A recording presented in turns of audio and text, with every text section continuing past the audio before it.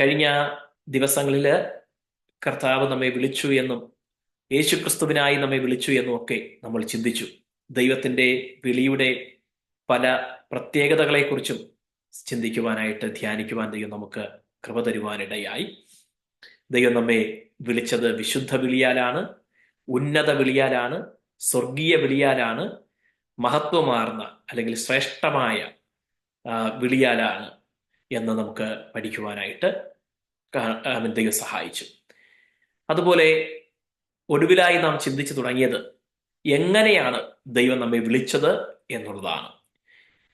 യോഹന്നാന്റെ സുവിശേഷം 10-ാം അധ്യായം 3-ാമത്തെ വാക്യവും യെശയ്യാവിന്റെ പുസ്തകം 43-ാം അധ്യായം 1-ാമത്തെ വാക്യവും നമ്മൾ ആ വിഷയത്തിന്റെ തുടക്കമായി ചിന്തിച്ചു.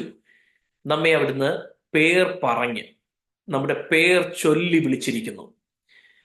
ഇടയൻ തൻ്റെ ആടുകളെ പേർ ചൊല്ലി വിളിച്ച് പുറത്തു കൊണ്ടുപോകുന്നത് പോലെ കർത്താവായ യേശു ക്രിസ്തു നമ്മെ പേർ ചൊല്ലി വിളിച്ച് ഇരുട്ടിൽ നിന്ന്, ശത്രുവിൻ്റെ പിടിയിൽ നിന്ന്, നരകശിക്ഷയിൽ നിന്ന് ഒക്കെ വിടുവിച്ച് പുറത്തു കൊണ്ടുവന്ന് തൻ്റെ സ്വാതന്ത്ര്യത്തിൽ പച്ചയായ പുൽമേട്ടിലേക്ക് കൊണ്ടുവന്നു എന്ന് നമുക്ക് മനസ്സിലാക്കുവാൻ കഴിയുന്നു. അതുപോലെ യെശയ്യാവിൽ നമ്മൾ കണ്ടു, യാക്കോബിനെ നിർമ്മിച്ചവനും യാക്കോബിനെ സൃഷ്ടിച്ചവനും ഇസ്രായേലിനെ നിർമ്മിച്ചവനുമായ യഹോവ പറയുന്നു, അരുളി ചെയ്യുന്നു, നീ എനിക്കുള്ളവൻ തന്നെ, ഞാൻ നിന്നെ പേർ ചൊല്ലി വിളിച്ചിരിക്കുന്നു. അപ്പോ ദൈവം നമ്മെ പേർ പറഞ്ഞ് വിളിച്ച ദൈവമാണ്. ആ പേർ ചൊല്ലി വിളിച്ചു എന്നുള്ള വിഷയത്തിന്റെ കുറെ സാധ്യതകളും പ്രത്യേകതകളും നമ്മൾ തിരുവെഴുത്തുകളുടെ ഇടയിലൂടെ ഒന്ന് കഴിഞ്ഞ ആഴ്ച ചിന്തിച്ചു. ദൈവം പേർ പറഞ്ഞ് വിളിച്ച ചില വ്യക്തികളെ കുറിച്ച് നമുക്ക് വേഗത്തിലൊന്ന് ചിന്തിക്കാം. ബൈബിളിൽ ഒത്തിരി പേരെ കർത്താവ്, ദൈവം, യേശുക്രിസ്തു പേർ ചൊല്ലി വിളിച്ചത് നമുക്ക് പഠിക്കുവാനും മനസ്സിലാക്കാനുമായിട്ട് കഴിയുന്നുണ്ട്.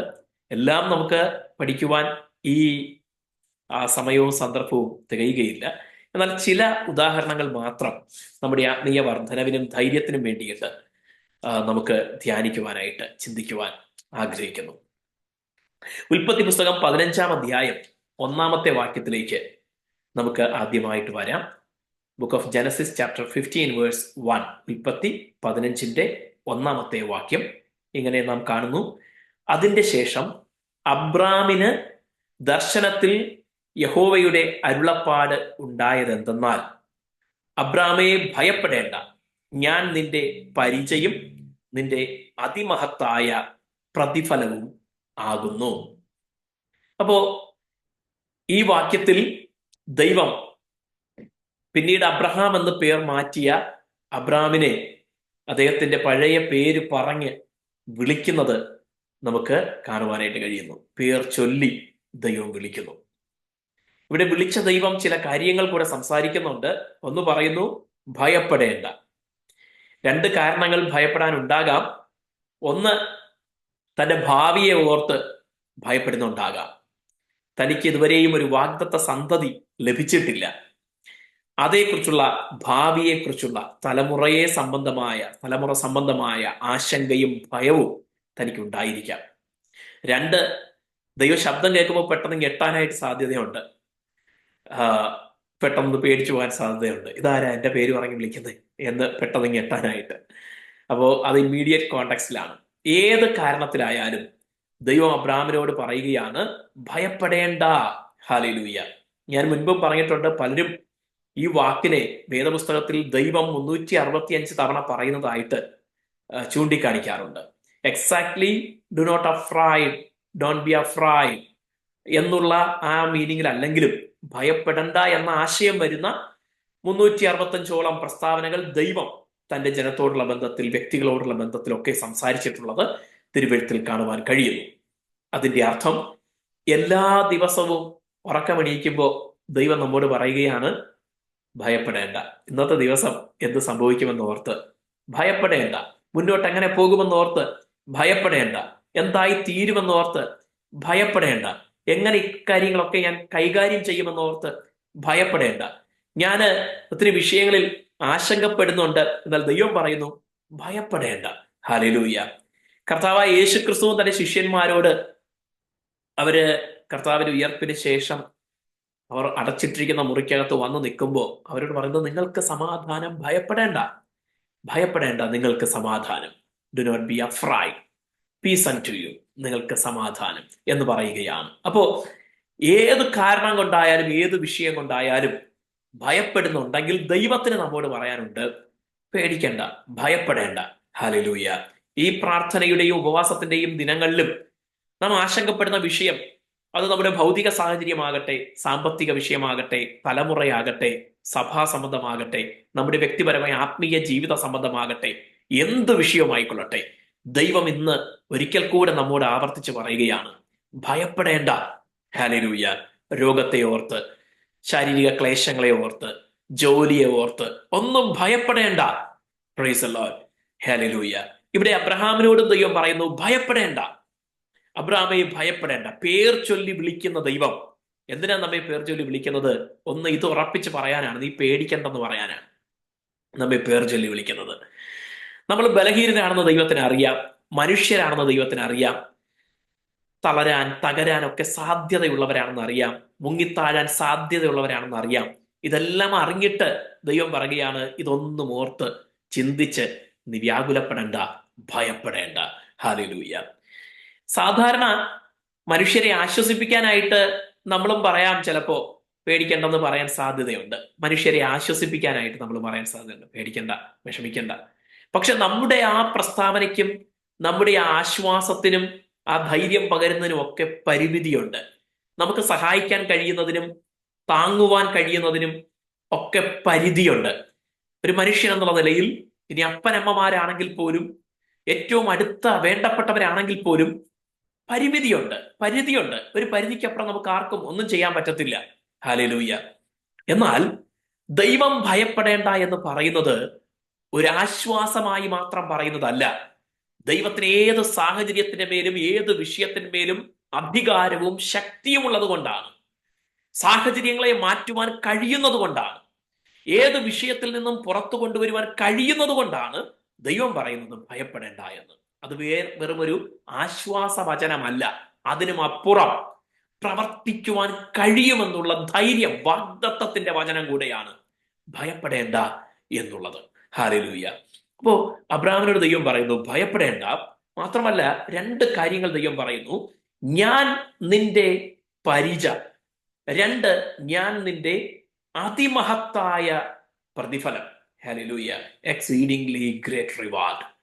വർദ്ധിച്ചു വരുന്ന, വളരുന്ന, അവസാനിക്കാത്ത, അല്ലെങ്കിൽ അന്തമില്ലാത്ത പ്രതിഫലം, അവസാനമില്ലാത്ത പ്രതിഫലം. ഈ ലോകത്തിൽ നമുക്ക് ലഭിക്കുന്ന എല്ലാ റിവാർഡിനും, അത് നമ്മുടെ അധ്വാനത്തിന്റെ റിവാർഡ് ആകട്ടെ, ഏതെങ്കിലും സ്പെഷ്യൽ പെർഫോമൻസിന്റെ റിവാർഡ് ആകട്ടെ, എന്തിന് ലഭിക്കുന്ന റിവാർഡിനും ലിമിറ്റേഷൻ ഉണ്ട്, പരിധിയുണ്ട്. ഈ ലോകത്തിലെ ഏത് സമ്പത്തിനും പരിമിതിയുണ്ട്. പക്ഷെ ദൈവം നൽകുന്ന പ്രതിഫലം അതിമഹത്താണ്. Exceedingly great reward. അതിമഹത്താണ്, അവസാനിക്കാത്തതാണ്, തേജസ്സുള്ളതാണ്. ആമേൻ. അതായത് അത് നിത്യതയിലേക്ക് കൂടെ വിരൽ ചൂണ്ടുന്നതാണ്. നശിച്ചു പോകുന്ന ഈ ഭൂമി കൊണ്ട് അവസാനിക്കാത്ത പ്രതിഫലം നൽകുന്ന ദൈവമാണ് അബ്രഹാമിനെ പേർ ചൊല്ലി വിളിച്ച ദൈവം. ഈ ദൈവമാണ് നമ്മളെയും പേർ ചൊല്ലി വിളിച്ചിരിക്കുന്നത്. ഹല്ലേലൂയ. കേവലം ഈ ലോകത്തിലെ വിഷയങ്ങൾ മാത്രം പറഞ്ഞ് ധൈര്യപ്പെടുത്താനല്ല. ആമേൻ. ഒരുപക്ഷെ ഈ ലോകത്തെക്കുറിച്ച് ആത്യന്തികമായി പറയാനുണ്ട്, എന്തൊക്കെ ഉണ്ടെങ്കിലും ലോകത്തിൽ നിങ്ങൾക്ക് കഷ്ടമുണ്ട് എന്നാണ് ആത്യന്തികമായി പറയാനുള്ളത്. നിങ്ങൾക്ക് ജീവിത സൗകര്യങ്ങളുണ്ടാകാം, ആരോഗ്യമുണ്ടാകാം, സമ്പത്തുണ്ടാകാം, വീടുണ്ടാകാം, മറ്റെല്ലാം ഉണ്ടാകാം, പദവികൾ ഉണ്ടാകാം. എങ്കിലും ഈ ലോകത്തിൽ നിങ്ങൾക്ക് കഷ്ടമുണ്ട്. പക്ഷെ അതിനും അപ്പുറമാണ് കർത്താവ് നൽകിയ വാഗ്ദത്തം. ലോകത്തെ ജയിച്ചവൻ പറയുന്ന വാഗ്ദത്തം, സ്വർഗത്തിലെ സകല ആത്മീയ അനുഗ്രഹങ്ങളാലും അവിടുന്ന് നമ്മെ ക്രിസ്തേശുവിൽ അനുഗ്രഹിച്ചിരിക്കുന്നു എന്ന വാഗ്ദത്തമാണ്. നിത്യതയ്ക്ക് വേണ്ടി ദൈവം ഒരുക്കിയിരിക്കുന്ന അനവധിയായ അവസാനിക്കാത്ത അനുഗ്രഹങ്ങളെ കുറിച്ചുള്ള വാഗ്ദത്തം. അതുകൊണ്ടാണ് ഞാൻ നിന്റെ അതിമഹത്തായ പ്രതിഫലം എന്ന് പറയുന്നത്. അബ്രഹാമിന് ഇത് എത്രത്തോളം മനസ്സിലായി നമുക്കറിയത്തില്ല. പക്ഷെ എബ്രായ ലേഖനകർത്താവ് ഒരു കാര്യം പറയുന്നുണ്ട്.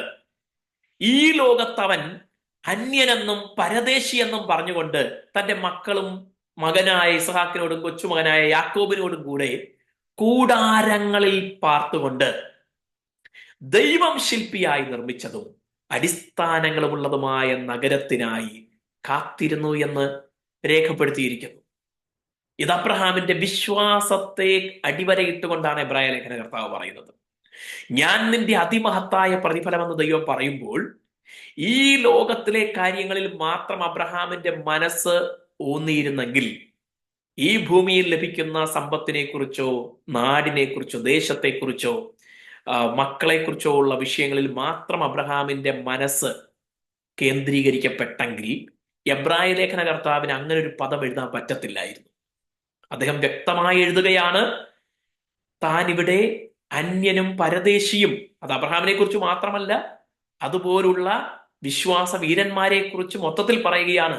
തങ്ങളിവിടെ അന്യരും പരദേശികളും എന്ന് പറഞ്ഞുകൊണ്ട് അബ്രഹാം തൻ്റെ മക്കളായ ഇസഹാക്കിനോടും കൊച്ചുമകനായ യാക്കോബിനോടും കൂടെ കൂടാരങ്ങളിൽ പാർത്തുകൊണ്ട് ദൈവം ശില്പിയായി നിർമ്മിച്ചതും അടിസ്ഥാനങ്ങളുമുള്ളതായ നഗരത്തിനായി കാത്തിരുന്നു. അപ്പൊ ഈ ലോകത്തിനും അപ്പുറമായൊരു പ്രത്യാശയും പ്രതീക്ഷയും അബ്രഹാമിനുണ്ടായിരുന്നു. അതിന്റെ കാരണം ദൈവം തനിക്ക് നൽകിയ നിത്യമായ വാഗ്ദത്തത്തെ കുറിച്ചുള്ള ഉറപ്പാണ്. Hallelujah, praise the lord. ആമേൻ.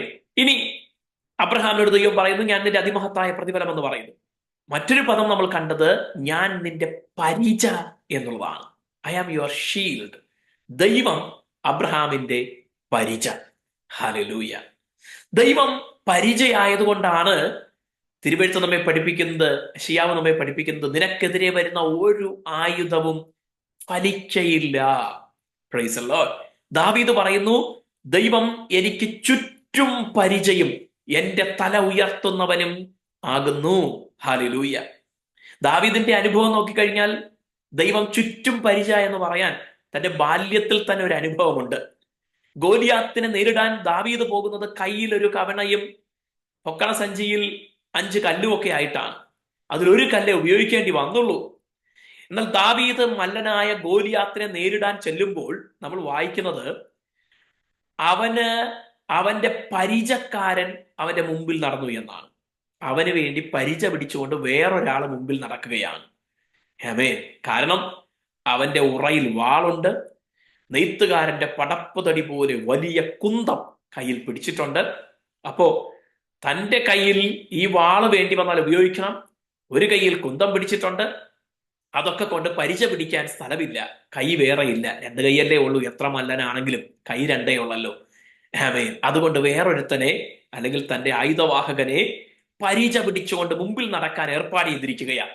അവൻ പരിചയം പിടിച്ചുകൊണ്ട് നടക്കുകയാണ്. ഞാൻ ഓർപ്പിക്കട്ടെ, മനുഷ്യൻ ഒരു പരിച പിടിച്ചാൽ എന്തായിരിക്കും സംഭവിക്കുന്നത്? ഒരു അസ്ത്രം, ഒരേ സമയം 2 അസ്ത്രം ഈ പരിച പിടിച്ചവന്റെ നേരെയും ആർക്ക് വേണ്ടി പരിച പിടിച്ചോ അവന്റെ നേരെയും വന്നാൽ ഈ പരിചക്കാരൻ ഏതായിരിക്കും തടുക്കാൻ സാധ്യതയുള്ളത്?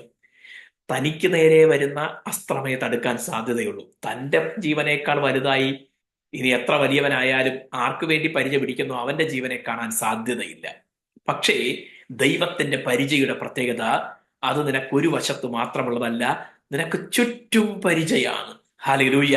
ഒരുപക്ഷെ മുന്നിൽ വരുന്ന എതിരുകളെ മാത്രം കാണുവാനുള്ള പരിമിതിയെ നിനക്കുണ്ടാവുകയുള്ളൂ. നീ പരിച പിടിച്ചാൽ നിനക്ക് മുന്നിൽ വരുന്ന എതിർപ്പുകളെ, അസ്ത്രങ്ങളെ, വാളിനെ ഒക്കെ നിനക്ക് നേരിടാൻ കഴിഞ്ഞെന്നിരിക്കും. എന്നാൽ ഒരു ദൈവ പൈതലിന് ആക്രമണം മുൻപിൽ നിന്ന് മാത്രമായിരിക്കില്ല ഉണ്ടാകുന്നത്. വശങ്ങളിൽ നിന്നും പിന്നിൽ നിന്നും ഒക്കെ ആക്രമിക്കുന്ന ശക്തികൾ ഉണ്ടാകാം. ഹല്ലേലൂയ. എന്നാൽ കർത്താവ് പറയുക, ആമേൻ, അല്ലെങ്കിൽ ദാവീദ് വിശ്വാസത്തോടെ പറയുക, ആമേൻ, യഹോവ എനിക്ക് ചുറ്റും പരിചയാണെങ്കിൽ ഒരു ശത്രുവിനും നമ്മെ ഒരു ഭാഗത്തു നിന്നും ആക്രമിച്ച് കീഴ്പ്പെടുത്തുവാൻ കഴിയുകയില്ല. ആമേൻ. ഈ വാഗ്ദത്തം അബ്രഹാമിനോട് ദൈവം പറയുകയാണ്, ആമേൻ, ഞാൻ നിന്റെ പരിചയാകുന്നു. ഹല്ലേലൂയ. നിന്റെ അതിമഹത്തായ പ്രതിഫലമാകുന്നു. ഇവിടെ ഈ യഹോവ പരിച എന്ന് പറയുമ്പോൾ 2 കാര്യങ്ങൾ ദൈവം അർത്ഥമാക്കുന്നുണ്ട്.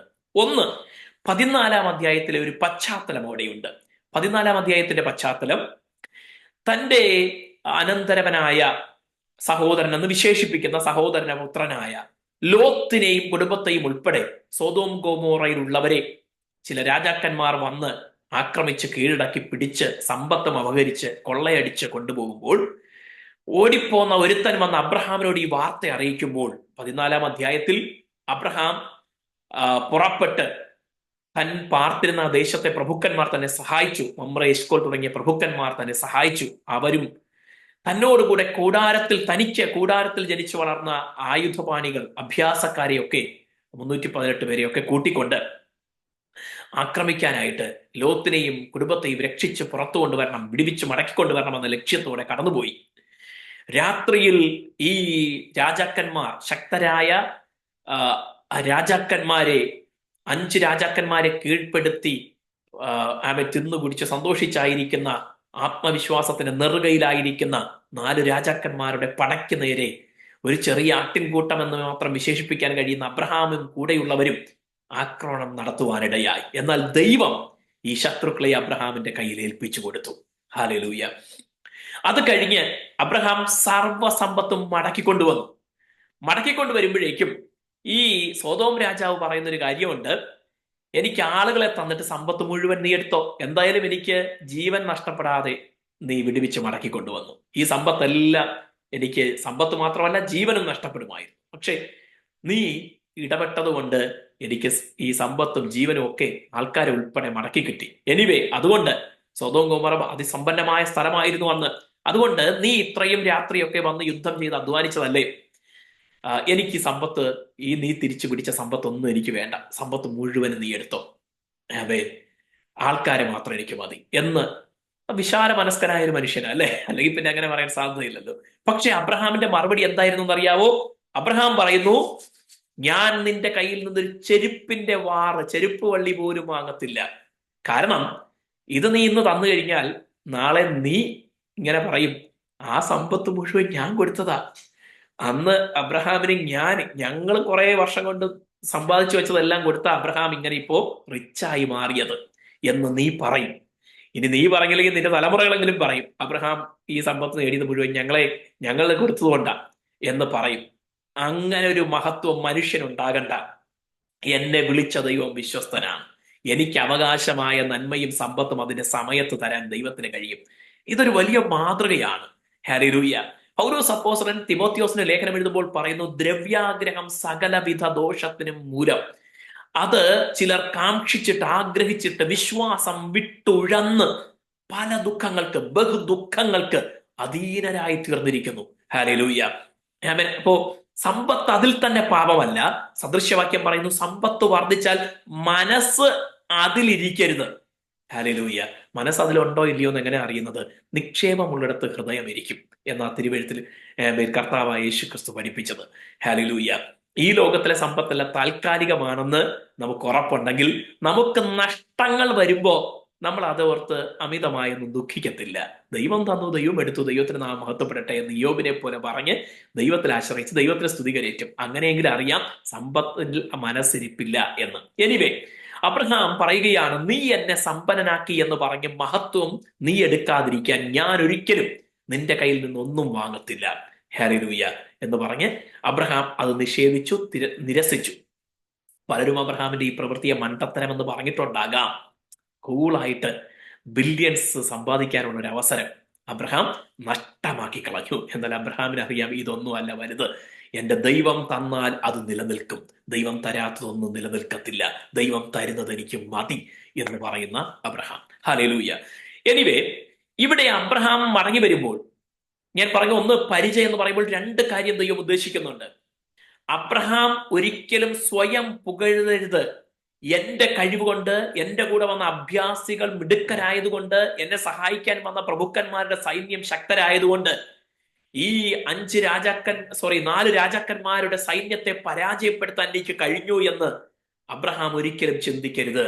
നീ അറിഞ്ഞാലും ഇല്ലെങ്കിലും ഞാൻ നിനക്ക് പരിചയായിരുന്നു. നിന്റെ മേലിൽ ഒരു പോറൽ പോലും ഏൽക്കാതിരിക്കേണ്ടതിന്, ശത്രു നിന്നെ തൊടാതിരിക്കേണ്ടതിന് ഞാൻ നിനക്ക് പരിചയായിരുന്നു. ഓർക്കുക, നാം എത്രയോ സന്ദർഭങ്ങളിൽ അറിയാതെ തന്നെ ദൈവം നമുക്ക് പരിചയായിരുന്നു. ഹല്ലേലൂയ. നാം സഞ്ചരിക്കുന്ന പാതകളിൽ അനർത്ഥങ്ങൾ സംഭവിക്കാമായിരുന്നു. പലതും നമ്മുടെ കണ്ണിൽ പെട്ടിട്ടുണ്ടാകത്തില്ല, കടന്നുപോയിട്ട് നമ്മൾ അറിഞ്ഞിട്ടുണ്ടാകില്ല. ഹല്ലേലൂയ. എന്നാൽ ദൈവം നമ്മെ സൂക്ഷിച്ചു. ഹല്ലേലൂയ. കഴിഞ്ഞ ദിവസം അമേരിക്കയിൽ നാസയ്ക്കെതിരെ ഒരു കോടതി കേസ് ഫയൽ ചെയ്തതിനെ കുറിച്ച് ഒരു വാർത്ത വന്നു. അതിങ്ങനെയാണ്.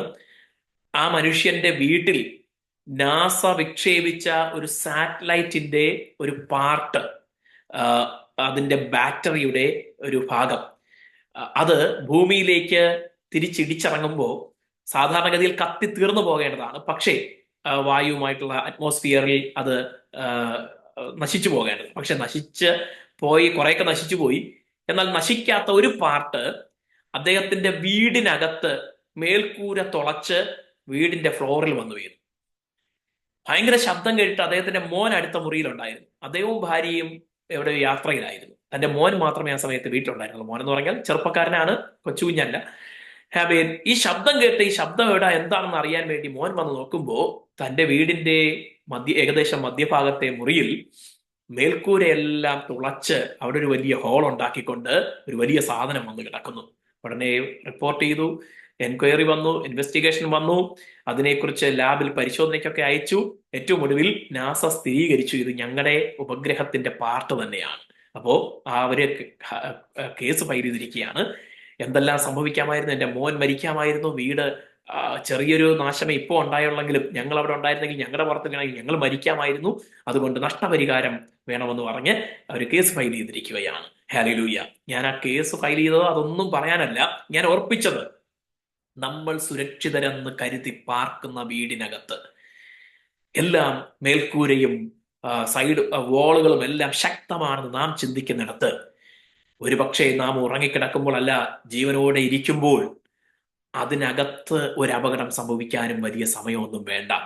ദൈവത്തിന്റെ കാവൽ, സംരക്ഷണം, പരിച ഉണ്ടായിരുന്നത് കൊണ്ടാണ് നാം അനർത്ഥങ്ങൾ, നാം വീടിനകത്ത് പോലും സുരക്ഷിതരായിരിക്കുന്നത് നമ്മുടെ വീടിന്റെ ബലം കൊണ്ടൊന്നുമല്ല, നാം സഞ്ചരിക്കുന്ന വാഹനം ആയതുകൊണ്ടൊന്നുമല്ല, ദൈവം നമുക്ക് പരിചയമായതുകൊണ്ടാണ്.